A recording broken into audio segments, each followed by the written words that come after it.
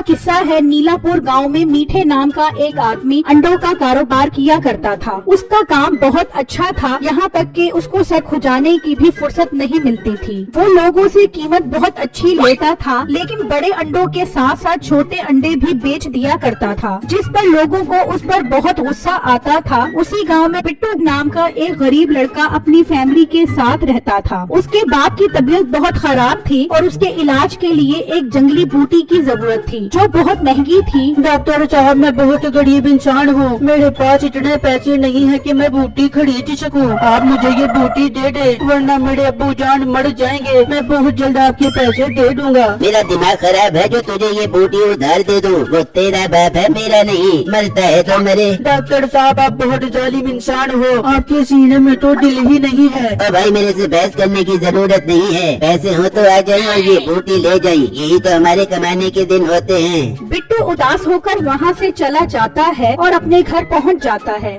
बेटा, तू बूटी ले आया है अपने अब्बू के लिए? नहीं अम्मी जान, डॉक्टर पैसों के बगैर वो बूटी नहीं दे रहा, वो बहुत जालिम डॉक्टर है। तो बेटा, तू कोई ऐसा काम कर जिससे इतने पैसे मिल जाए कि तेरे अब्बू के लिए वो बूटी आ जाए। हाँ माँ जी, मैं जाता हूँ और कोई काम ढूंढता हूँ। बिट्टू घूमता घुमाता मीठे की दुकान पर पहुंच जाता है। वहाँ लोगों का बहुत रश होता है। हाँ, इस आदमी के पास बहुत रश है, मुझे इसके पास जरूर काम मिल जाएगा। मैं दिल लगाकर मेहनत करूँगा और मालिक का दिल जीत लूंगा, फिर मैं इनसे कर्जा लेकर वो बूटी खरीदूंगा। बिट्टू उसके पास आता है। हाँ, जल्दी बताओ कितने अंडे चाहिए तुम्हें? भाई साहब, मैं अंडे लेने नहीं आया, मैं तो आपके पास काम मांगने आया हूँ। आप सुकून से बैठना, मैं अंडे बेचूंगा। मीठा ये सुनकर खुश हो जाता है। हाँ ठीक है, मेरा काम बहुत है, आ जाओ दुकान के अंदर। फिर बिट्टू दुकान के अंदर आ जाता है और अंडे बेचने लग जाता है। मीठा भी उसके काम से बहुत खुश होता है। इस तरह एक महीना गुजर जाता है। अम्मी जान, मैं काम पर जा रहा हूँ, आज मालिक से अपनी तनख्वाह के साथ साथ कर्जा भी मांगूंगा और अब्बू जान के लिए वो बूटी खरीद कर आऊंगा। ठीक है बेटा, खैर से जा। फिर बिट्टू काम पर आ जाता है और मौका देकर मीठे से कर्जा मांगता है, जिस पर मीठे को बहुत गुस्सा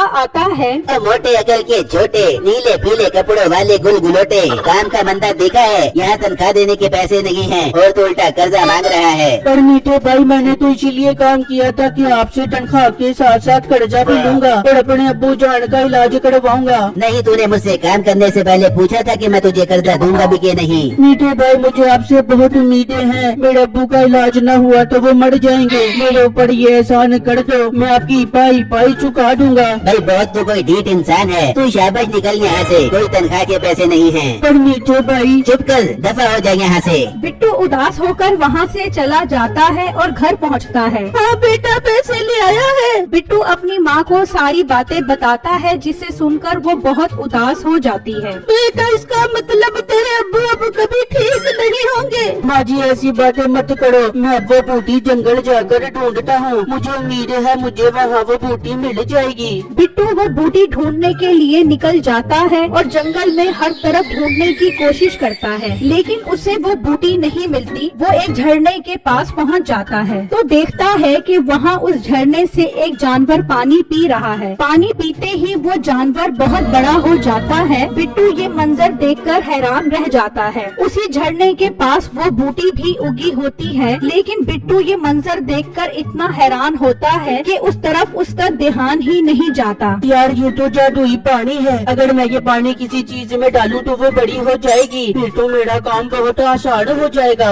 बिट्टू उसी झरने में से पानी भर लेता है और वापस अपने घर आ जाता है तो देखता है कि उसकी मुर्गी ने अंडा दिया है। हाँ, मैं ये पानी इस अंडे पर डालता हूँ और फिर देखता हूँ ये अंडा बड़ा भी होता है कि नहीं। बिट्टू वो पानी उस अंडे पर डाल देता है तो देखते ही देखते वो अंडा बहुत बड़ा हो जाता है। बिट्टू ये सब देखकर बहुत खुश हो जाता है और उसे उठाकर ले जाता है और मीठे की दुकान के पास रखकर उसे बेचने लग जाता है। मीठा ये देखकर चौंक जाता है। तभी वहाँ से एक अरबी गुजर रहा होता है। अब देखो कितना बड़ा अड्डा है, मैंने अपनी जिंदगी में इतना बड़ा अड्डा कभी नहीं देखे। चलो इसके पास चलो। वो बिट्टू के पास आ जाते हैं। अरे लड़के, ये तो बहुत बड़ा अड्डा है, हम तुमसे ये न खरीदना चाहते, हम इसको सऊदी अरब ले जाकर खूब पैसा कमाएंगे। भाई साहब, मैं ये अंडा 10 लाख रुपए से कम नहीं बेचूंगा। ठीक है, तुमसे ये 10 लाख रुपए का खरीदना चाहते वो बिट्टू से वो अंडा खरीद कर ले जाते हैं। मीठा ये मंजर हैरान होकर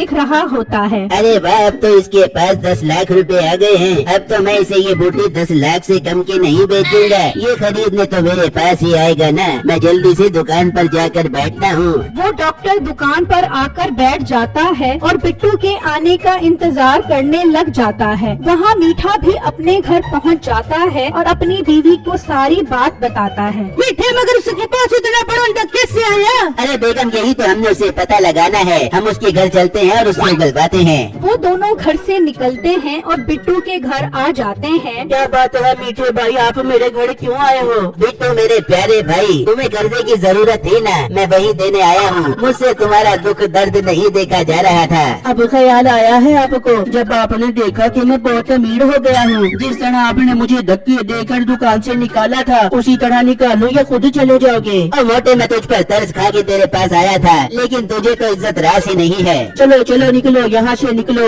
वो दोनों गुस्से में वहाँ से चले जाते हैं। बेगम, वो मोटा बहुत सियाना है। किसी और तरीके से पता लगाना पड़ेगा कि आखिर उस मोटे के पास ऐसा क्या जादू है। मीठे फिर तो टिक के बाद कि उसके ऊपर नजर रख दे पियो। हाँ बेगम, मैं ऐसा ही करता हूँ। फिर जब अगला दिन निकलता है तो मीठा बिट्टू के घर के बाहर खड़ा हो जाता है। जा बेटा, अब तो तेरे पास पैसे आ गए हैं, अपने अब्बू के लिए वो बूटी लेकर आ। हाँ माँ जी, पहले मैं उस झरने से जादुई पानी भरता हूँ, फिर वो जंगली बूटी खरीद कर अब्बू को खिलाता हूँ। अच्छा, जादुई पानी। चल मीठे, तैयार हो जा इसका पीछा करने के लिए। फिर बिट्टू वो जादुई पानी भरने के लिए निकलता है तो मीठा भी उसका पीछा करता है। वो चलते चलते उस झरने के पास पहुंच जाते हैं। अच्छा, तो ये है वो जादुई पानी वाला झरना। अब मजा आएगा, मैं भी इससे पानी भरूंगा। बिट्टू उससे पानी भरने लगता है तो अचानक उसकी नजर उस बूटी पर पड़ जाती है। अरे वाह, मिल गई मुझे वो जंगली बूटी भी मिल गई। अब तो मुझे उस बेरहम डॉक्टर से बूटी खरीदनी नहीं पड़ेगी। बिट्टू उस झरने से पानी भरकर वो बूटी तोड़कर वहाँ से चला जाता है। चलो, ये मोटा चला गया है, अब मैं भी इस झरने से पानी भरता हूँ। मीठा भी उस झरने से पानी भर लेता है और अपने घर की तरफ निकल जाता है। वहाँ वो डॉक्टर बिट्टू का इंतजार करते करते थक जाता है। वो मोटा अभी तक आया क्यों नहीं? मैं एक काम करता हूँ, ये बूटी लेकर उसके घर चला जाता हूँ और उसे बेचकर 10 लाख रुपए लेकर आता हूँ। जब वो डॉक्टर बिट्टू के पास पहुँचता है तो देखकर परेशान हो जाता है कि उसका बाप बिल्कुल ठीक है। ये क्या बिट्टू, तुम्हारा बाप तो इस जंगली बूटी के बगैर ठीक ही नहीं हो सकता था, फिर ये ठीक कैसे हो गया?